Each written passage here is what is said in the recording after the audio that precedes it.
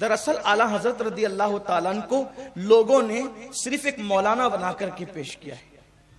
مولانا تو ایسے تھے، مولانا تو ایسے تھے، مولانا. کسی بزرگ نے کہا ہے اپنی ولایت کو چھپانے کے لیے اگر انسان اپنے اوپر مولویت کی چادر ڈال لے تو لوگ اس کو مولوی کو کچھ سوائے مولوی کے کچھ اور نہیں مانیں گے.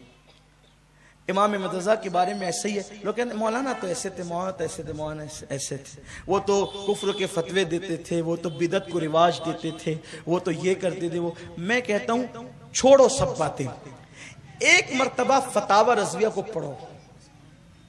میں اس وقت کوئی جھگڑے فساد کی بات نہیں کرتا، اور اب تو جو ہے وہ یعنی کہ اس طرح کی بات جھگڑے فساد کی نہ پہلے کرتا تھا نہ آج کرنے کا کوئی موڈ ہے.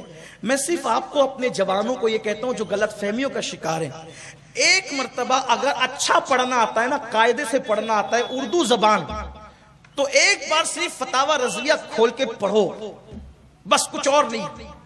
ایک مرتبہ انہوں نے جو قرآن کا ترجمہ کیا کنز الایمان، اس کو اٹھا کر کے پڑھو. ان کی کتاب جو انہوں نے لکھی ہے حضور علیہ السلام کی عظمت پر، الامن والعلا، اس کو پڑھو. انہوں نے نوٹ اور کرنسی کے مسائل پر کفل الفقیہ الفاہیم جو لکھا ہے اس کو پڑھو. سجدہ تعظیمی کی حرمت پر الزبدۃ الزکیہ جو انہوں نے لکھا ہے اس کو پڑھو.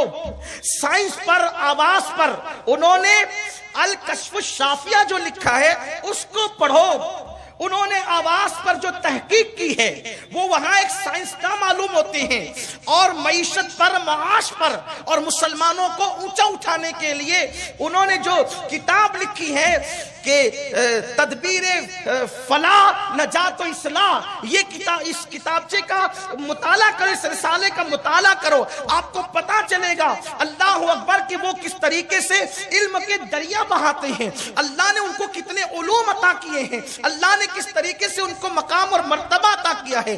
دیکھو انسان کو دور سے جب انسان پہچانتا ہے تو غلط فہمی کا شکار ہوتا ہے. محبت اور نفرتوں میں، محبت میں بھی دور سے دیکھو گے تو نہیں پہچان سکو گے، نفرتوں میں بھی دور سے دیکھو گے تو نہیں پہچان سکو گے. امام احمد رضا کو جس کو آپ صرف مولانا کہتے ہیں یا صرف فاضل بریلوی کہتے ہیں، میں ایک بار آپ کو دعوت دیتا ہوں خدا کے لیے آپ ایک بار ان کی تحریر کا مطالعہ کریں. کنز الایمان پڑھیں، فتاوی رضویہ پڑھیں. ڈاکٹر اقبال نے جس وقت فتاوی رضویہ کا مطالعہ کیا تھا تو اقبال نے یہ اسٹیٹمنٹ دیا تھا کہ میں مولانا کو بہت متشدد اور شدت پسند سمجھتا تھا، لیکن جب میں نے فتاوی رضویہ پڑھا تو اس نتیجے پر پہنچا کہ وہ اپنے وقت کے امام اعظم ابو حنیفہ تھے. اگر امام اعظم ان کو دیکھتے ان کی آنکھیں ٹھنڈی ہوتی اور اپنے صف اول کے شاگردوں میں ان کو جگہ دے. سبحان اللہ.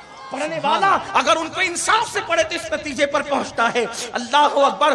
امام احمد رضا کی ذات چھپی ہوئی نہیں ہے، وہ چھپی ہوئی ذات ہے. کم و بیش ان کی کتابیں اس وقت 500 سے زائد منظر عام پر آ چکی ہے.